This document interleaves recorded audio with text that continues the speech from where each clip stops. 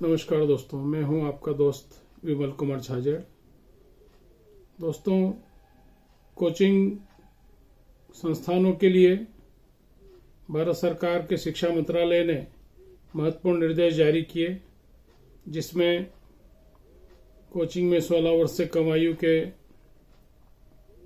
बच्चों को एडमिशन नहीं दिया जाएगा, फीस लौटाना होगी, कोचिंग की समय अवधि 5 घंटे होगी।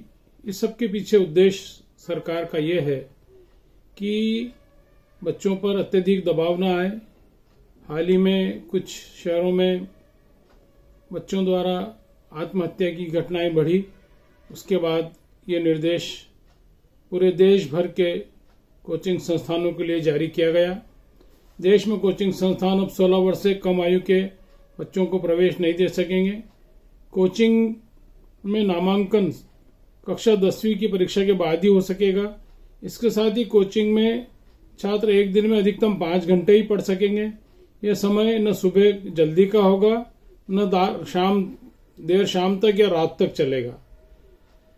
ये मामले जो ऑनरेबल भारत सरकार के शिक्षा मंत्रालय ने जारी किए, उसमें यह भी कहा कि कोई भी कोचिंग संस्थान भ्रामक वादे, रैंक या अच्छे अंक की गारंटी नहीं दे सकेंगे। इसमें यह भी कहा कि जो भी पढ़ाने वाले होंगे वे स्नातक से कम शिक्षा प्राप्त कोई भी उसमें अध्यापन कार्य करा रहे हैं वे उसमें नहीं शामिल किए जाएंगे। छात्रों शिक्षकों को एक दिन का साप्ताहिक अवकाश देना होगा। उसके अगले दिन कोई टेस्ट नहीं होगा। प्रमुख त्योहारों पर छुट्टी देना होगी। पंजीकरण कराना आवश्यक होगा। ये एक बहुत महत्वपूर्ण निर्देश दिया है कि हर कोचिंग संस्थान का पंजीकरण होना जरूरी है। मौजूदा कोचिंग संस्थान भी जो हैं वे 3 महीने में पंजीकरण के लिए रजिस्ट्रेशन उनको भी करवाना होगा। किसी भी संस्थान की कई ब्रांच है तो अलग अलग यूनिट मानी जाएगी उनको भी।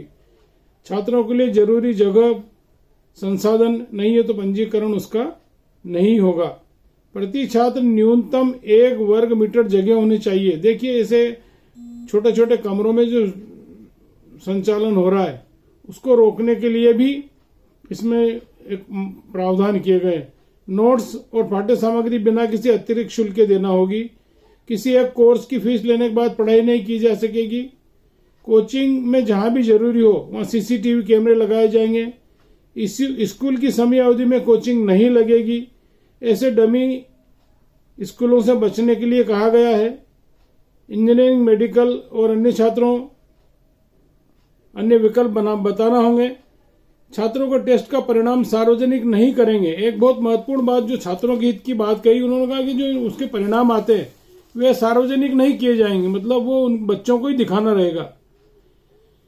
उनको बच्चों के अलावा दूसरों को सार्वजनिक करने पर भी इसमें दूसरी और भी चीजें उन्होंने बात कही कि जो नैतिक अत्याचरण से जुड़े अपराध हैं ऐसे लोग वहां संस्थान में नहीं होंगे। छात्रों को तनाव से निपटने के लिए दखल तंत्र स्थापित करना होगा। पारदर्शिता रखनी होगी। छात्र बीच में कोर्स छोड़े तो बची हुई अवधि की फीस लौटाना होगी। देखिए, ये महत्वपूर्ण प्रावधान भी इसमें किया गया है। कई बार क्या रहता था कि एक बार फीस जमा करने के बाद कोई ऐसी परिस्थिति बनी कि बच्चा नहीं पढ़ पा रहा है तो उसको फीस लौटाने के बारे में भी उन्होंने कहा कि इसमें फीस लौटाना होगी। ये सारे जो नियम बनाए गए हैं इनके लिए दिशा निर्देशों के मुताबिक कोचिंग संस्थान की निगरानी राज्य सरकारों की जिम्मेदारी होगी। सक्षम अधिकारी कोचिंग सेंटर की नियमित निगरानी करेंगे। तो ये जो महत्वपूर्ण प्रावधान यहाँ किए गए हैं ये सभी नहीं पालन करते हैं तो उस पर जुर्माने का प्रावधान भी इसमें किया गया है। तो दोस्तों, एक महत्वपूर्ण प्रावधान थे जिनके बारे में मैंने आपको बताया। नमस्कार।